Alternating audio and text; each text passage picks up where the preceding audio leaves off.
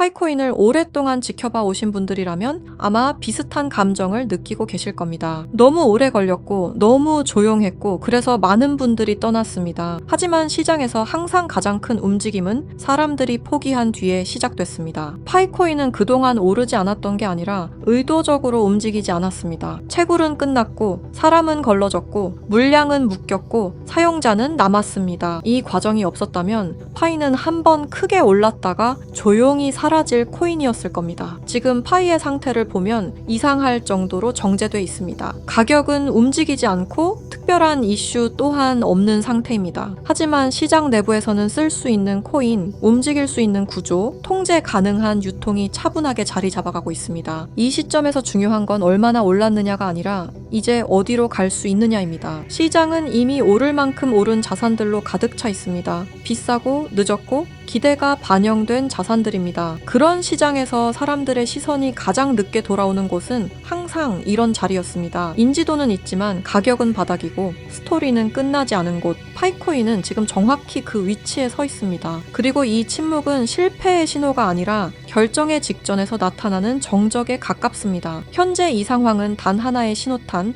바로 상승의 신호를 알리는 트리거가 부족한 상황입니다. 그리고 현재 이 상승의 신호를 알리는 트리거가 한 애니메이션 속에서 등장했다고 하는데요. 파이는 3140일이다. 이 말 한 번쯤 들어보셨죠? 최근 온라인을 뜨겁게 달군 심슨 가족 환상의 에피소드, 바로 그 안에서 지금까지 우리가 알고 있던 도큐먼트 1, 즉 그 문건 속에 숨겨진 진실이 다시 한번 주목받고 있습니다. 그 문서에는 놀랍게도 파이는 3년 후 3140일이 된다는 내용이 담겨져 있었는데요. 아마 많은 분들이 한 번쯤 들어보셨을 겁니다. 그런데 말입니다. 오늘 제가 들려드릴 이야기는 여기서 멈추지 않습니다.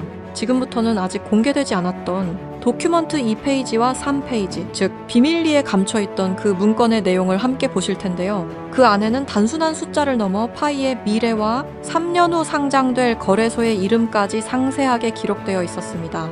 과연 이 모든 게 우연일까요? 아니면 철저히 계획된 예언일까요? 그럼 거두절미하고 영상 지금 바로 시작하겠습니다.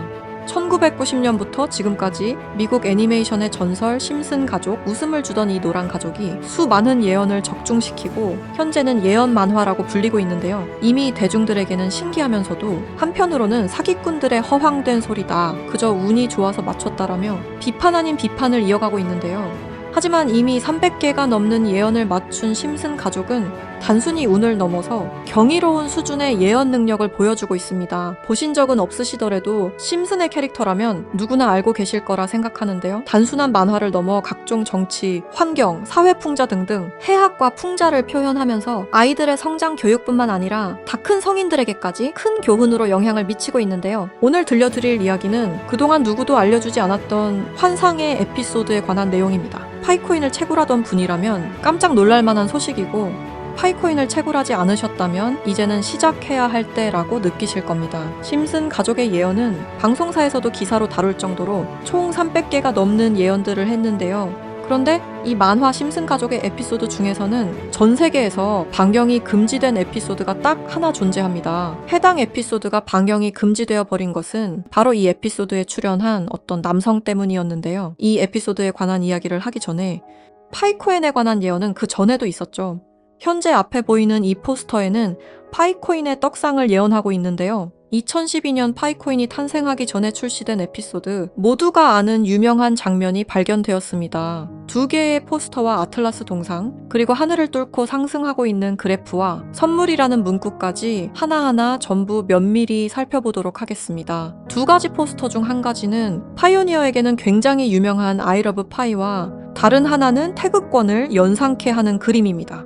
태극권은 동양의 상징으로 자주 쓰이고 있으며 실제로 파이코인은 베트남과 중국을 선두로 아시아 전역에 큰 변화를 개척하고 있습니다. 그리고 그 옆에는 지구를 업고 있는 아틀라스 동상이 있으며 정확히 이 동상은 록펠러 센터 건물에 있는 랜드마크 격인 동상으로 자리매김하고 있습니다. 결국 파이코인의 벤처 캐피탈은 세계적인 변화의 주역 록펠러 가문으로 드러났는데요. 록펠러 가문은 거대한 부를 가지고 세계 금융시장을 실제로 쥐락펴락할 정도로 막강한 세력인데요. 이 가문에서 실제로 파이코인을 지지한다는 입장을 발표하며 파이코인에 대한 음모론이 기정사실화가 되기도 했죠.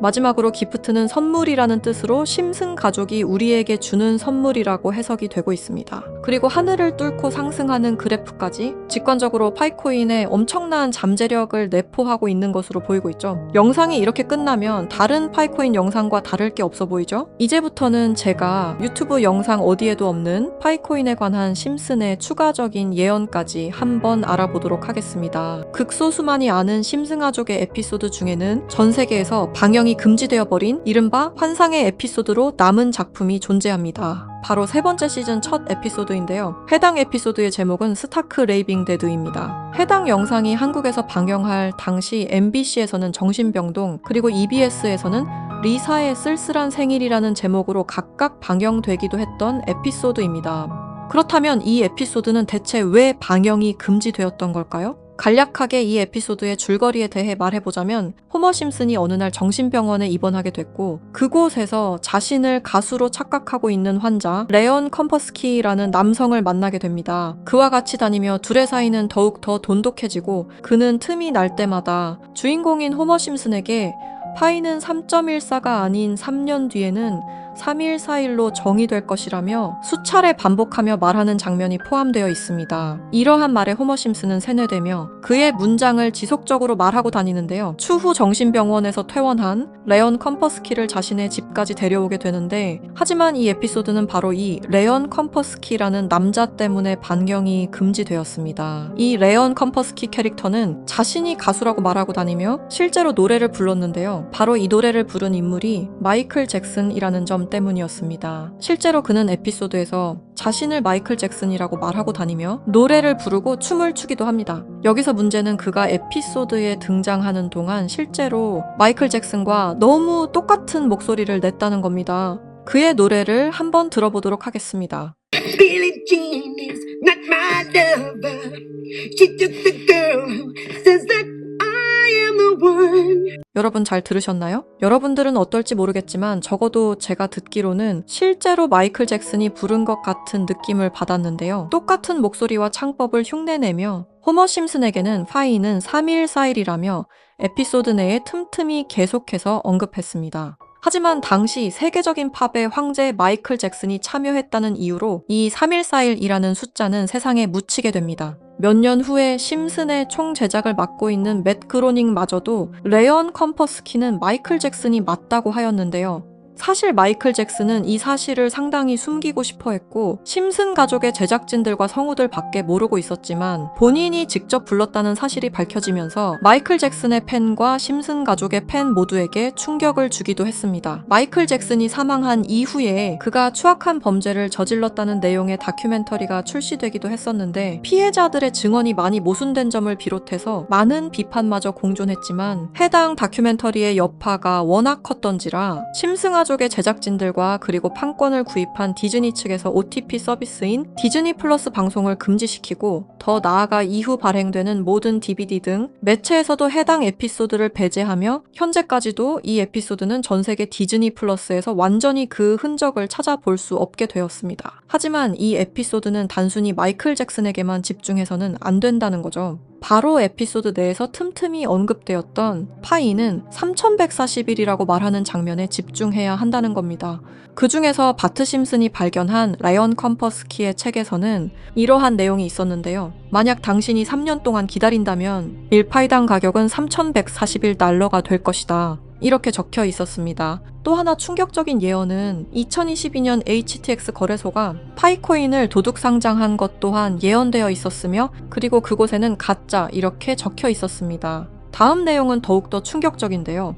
바로 2025년에 파이코인이 거래소에 상장이 된다는 예언입니다. 실제로 OKX 거래소에서 지난 2월 20일에 현물 거래를 지원하기로 했죠. 이 책의 내용에 따르자면 상장된 이후 3년이 지난 2028년에 들어서 파이코인은 3,141달러, 한화 약 450만 원 가량에 도달할 것이라는 내용이었는데요. 그리고 이 뒤에는 놀라운 내용이 하나가 더 있었습니다. 파이코인 상장에 관한 정확한 날짜와 매년 최고점과 하락 시점 등등 매우 디테일한 내용들이 포함되어 있었습니다. 이러한 예언들은 파이코인 미래에 대한 기대감을 더욱 증폭시키고 있었는데요. 저는 이 내용을 저희 찐 구독자분들과 공유하려고 오늘 영상을 찍게 되었습니다. 이 내용은 실제 제가 직접 알아낸 최초의 정보라고 자부하고 있습니다. 저희 채널 구독해주신 구독자분들이 아닌 이상 이 내용이 외부로 유출되는 것을 저는 절대로 원하지 않습니다. 너무한 처사라고 생각하실 수 있지만 제가 피땀 흘려서 얻은 정보인 만큼 제가 원하는 사람들과 공유하고 싶은 마음이 가장 큽니다. 큰 돈을 벌 수 있는 기회가 생기는데 이 기회를 아무것도 아닌 사람들과 나누는 게 저는 싫은 겁니다. 그러니까 저희 채널 구독해주신 구독자님들만 알 수 있게 이렇게 설문 작성을 하며 신청을 받고 있습니다. 신청을 해주신 모든 분들께 드리는 게 아니라 구독과 좋아요 그리고 댓글을 남겨주신 분들 한해서만 드리고 있으니까요. 꼭 구독과 좋아요 그리고 댓글까지 남겨주시고 아래 설명란에 링크 타고 들어오셔서 심슨의 비밀 정보 내용 꼭 받아가시길 바라고요.